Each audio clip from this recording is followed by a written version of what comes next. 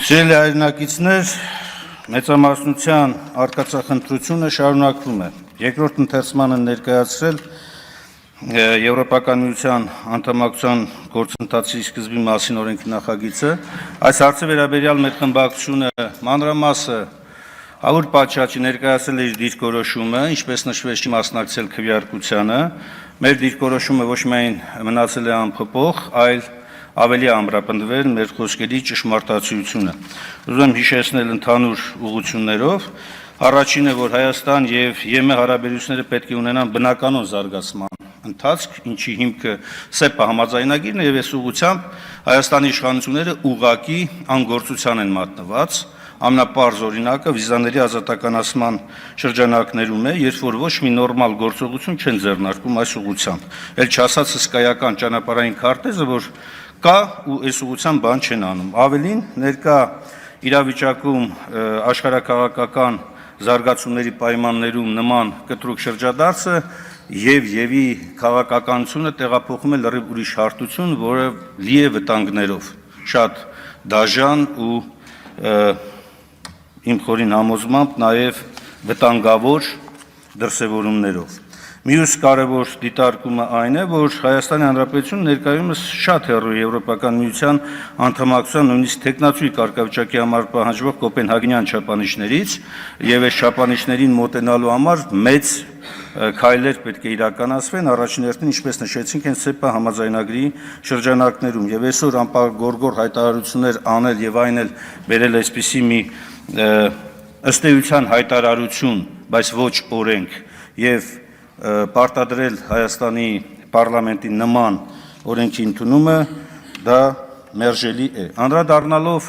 պատգամավորների, մեծամասնության պատգամավորների արձագանքներին, նախ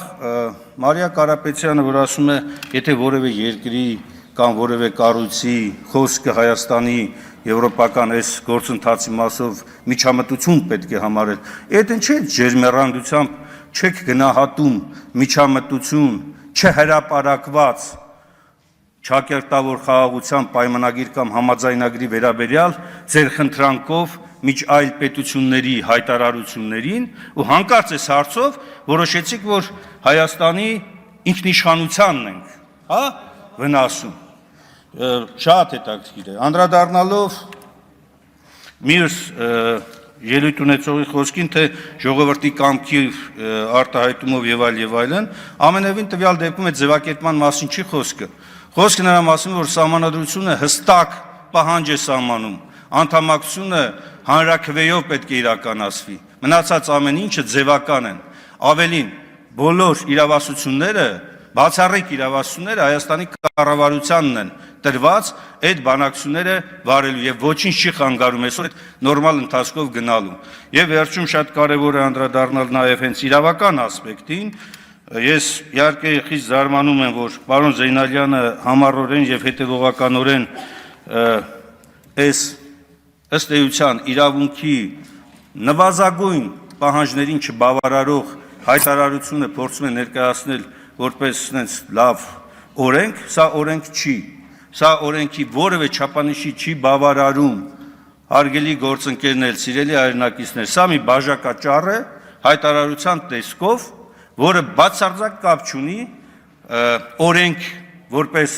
վարկագծի պարտադիր, համապարտադիր նորմ պարունակող եւ